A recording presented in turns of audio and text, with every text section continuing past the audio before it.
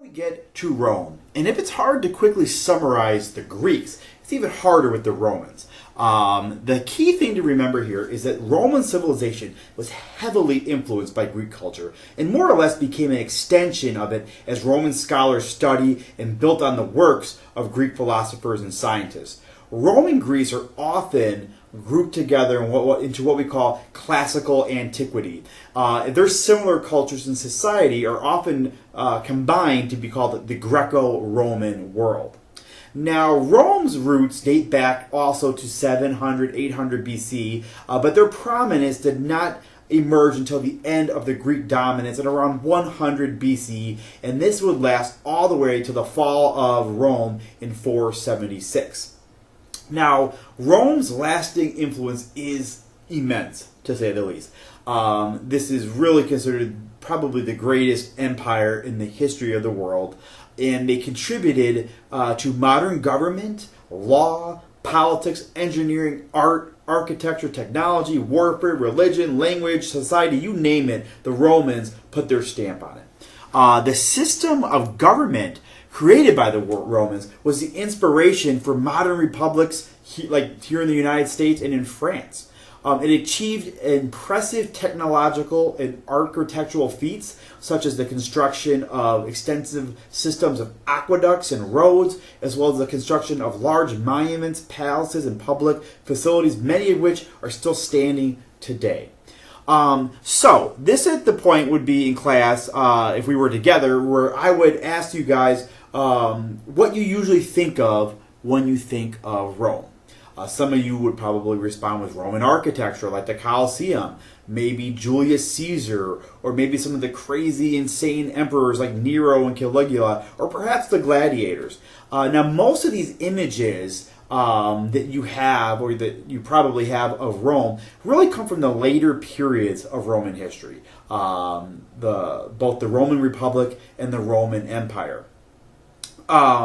The earlier period was the Roman Kingdom, and really nobody talks about that because it's kind of long and boring. But the Roman Republic and the Roman Empire are the two most influential times in Roman history. Okay, so first of all, the Roman Republic. The Roman Republic was founded in around 500 BC when the last of the Roman kings was ousted and was replaced with an elected assembly of representatives.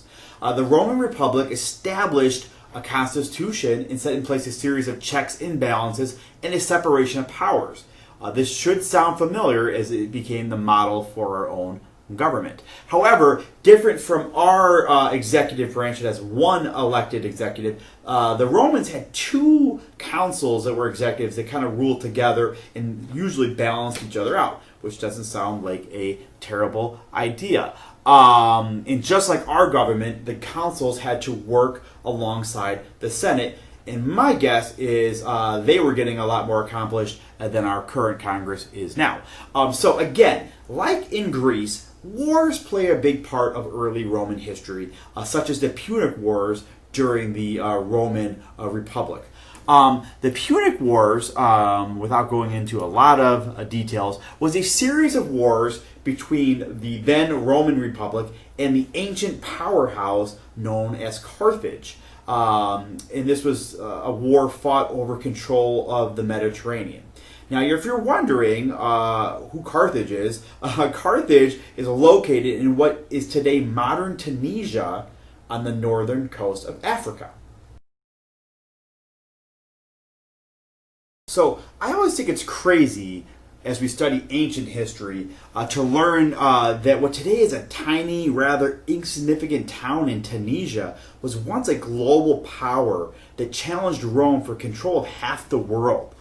So anyway, the main cause of the Punic Wars was basically conflicts of interest between the existing Carthaginian Empire and the expanding Roman Republic. Basically, in this time period, everybody just wanted to overtake everybody else and kind of be in charge of everything. If you're slightly familiar at all with the Punic Wars, it's probably because of, you maybe heard of the General Hannibal from Carthage, and he marched his army, which included war elephants, over the Italian Alps. So that's probably the only thing you've ever heard of from this war. All told, there was 3 Punic Wars over a period of 120 years. the amount it takes time, I always feel, to do things in history is kind of crazy. 120 years is just a huge amount of time to be fighting a war, but that's just kind of how things went then. So basically, Rome wins the Punic Wars, and Carthage is basically destroyed and really never heard from again. Literally, very little survived the destruction of Carthage. Really just some few crumbling remains that are still there. But I mean, really, Carthage disappears from the world scene after the Punic Wars. So the Punic Wars, though, result in Rome's first overseas conquest. And from this point forward, Rome just starts to expand outward. And it's because of this that the system of government that Rome had, this republic with the Senate, really begins to be rather inadequate for governing such a large empire. So, the end of the Roman Republic, that period with the more democratic style of government, was marked by the rise of the emperors in the Roman Empire. Contrary to popular belief, Julius Caesar was not officially a Roman emperor, though he did gain control of most of the government and became more of a dictator. Caesar's rise to power, however, foreshadowed the rise of the emperors and would usher in a rather unstable period of government and civil wars. So as many of us might remember, on the Ides of March, members of the Roman Senate murdered Julius Caesar. When those involved in the murder, people named Brutus and Cassius, thought about assassinating Caesar, they had claimed that they thought it would restore the republic and democracy. However, it really created a power vacuum that led to the rise of more authoritative leaders. And the age of the Roman Empire began. And the person to really take control at this point was a person named Augustus. And Augustus became the first official Roman emperor. His birth name was actually Octavius, but as you'll see, a lot of these Roman emperors have like 3 or 4 names. But he is known as Augustus, and he was actually the great nephew of Julius Caesar. Now, Augustus would rule Rome for over 40 years. And the reign of Augustus is an era of relative peace in Rome, known as the Pax Romana, or Roman peace. The Roman world at this point was largely free from large-scale conflict, other than their imperial army, who was constantly taking over new areas. But at this point, Rome had really settled in to be just a massive world power. Now, Augustus dramatically enlarged the empire. He annexed Egypt and expanded possessions in Africa and expanded into Germania and all the way up into Britain, which is now Great Britain. And most of modern-day Europe became under the control of Rome. And he really set the standard for all emperors to follow that, sadly, many of them just could never live up to. So if you're looking for some context on where we were at in time here, it was during the reign of the next emperor, Tiberius, that Christ lived and was ultimately executed.